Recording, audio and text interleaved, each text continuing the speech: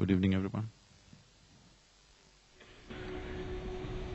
Sadhguru, to start with, one of the things that I was very curious to know from you was when we talk about education, what has been your own experience, your own personal experience in education? Within education, what has shaped you or not shaped you to the person that you have become today? That's a googly.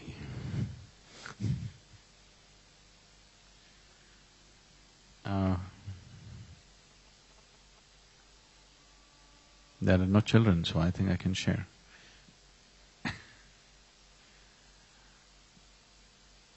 My experience of education, people ask me, what is my sadhana? So usually I tell them, my sadhana has been to remain uneducated. Because when I first went to school, I had no clue why I'm going. Probably the grown-up people just assume that children must go to school. Nobody bothers to tell you, why is it that you have to go to this place? What's so important about this place that we have to go?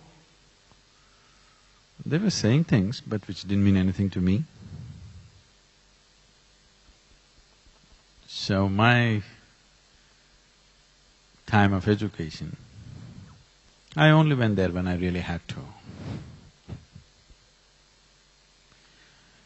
And even when I went there, my main problem was this. I always found people were talking about things that were not important to them. I have always maintained this in my life. It doesn't matter what rubbish somebody is speaking. If it means something to them, I will listen absolutely. Whatever nonsense it may be, but it means something to that person, I'm willing to listen. If it does not mean anything to the person who is speaking, I don't understand why I should listen. And I always found in the school, teachers were talking about something that doesn't mean anything to them, so my ears were never there with them. So, the less said about my education, better. And when I was about 17, I decided I will educate myself because it didn't make sense to go to college. And it's not like today, these ideas of sabbatical, this, that, did not exist. You're racing to become a doctor. If you cannot, you become an engineer. There's only two things that are there. So when I passed my… at that time it was called PUC, the 12th standard,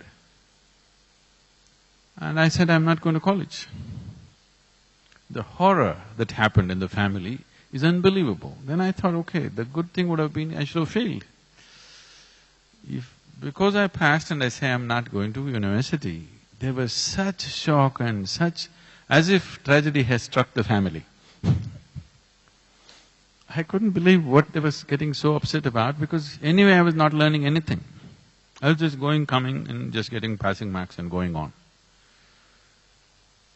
So this 1 year I spent in the university… Mysore University has a great library. I spent my time 1 whole year. Every day when the library opened at 9 o'clock in the morning, I was there. They closed at 8 in the evening. They had to push me out. This 1 year, I just read just about anything, science, history, geography, literature, just about anything. From popular mechanics to Homer, I read just about whatever came my way. This 1 whole year,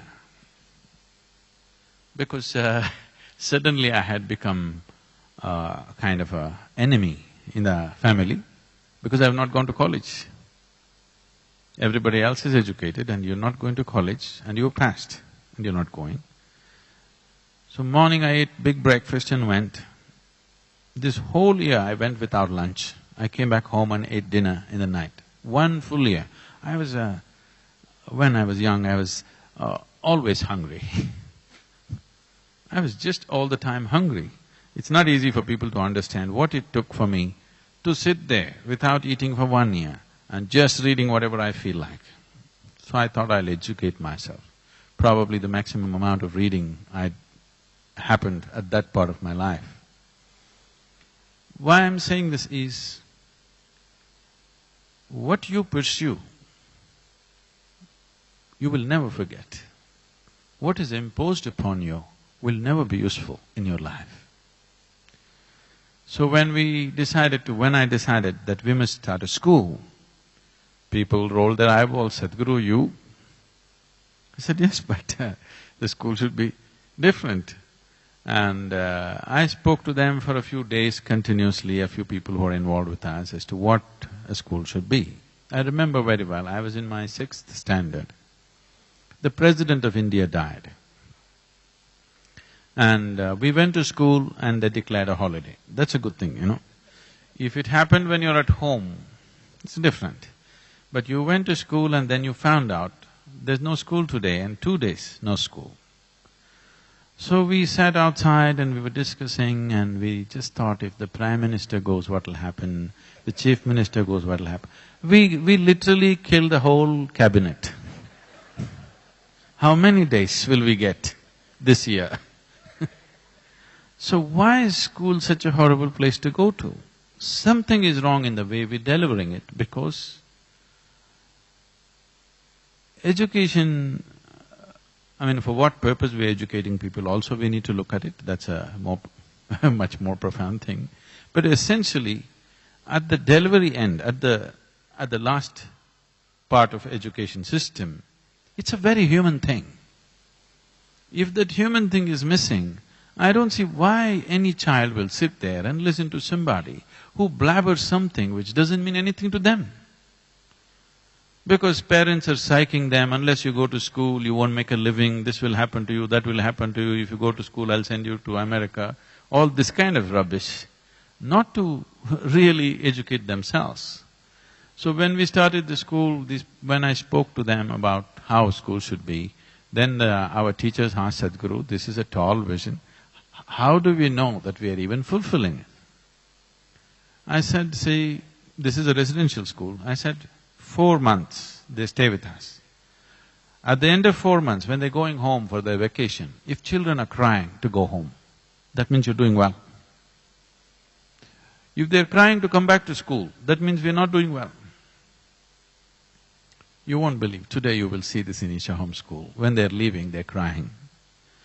Before the vacation is over, 8 days, 10 days before the vacation is over, children are back setting up the school.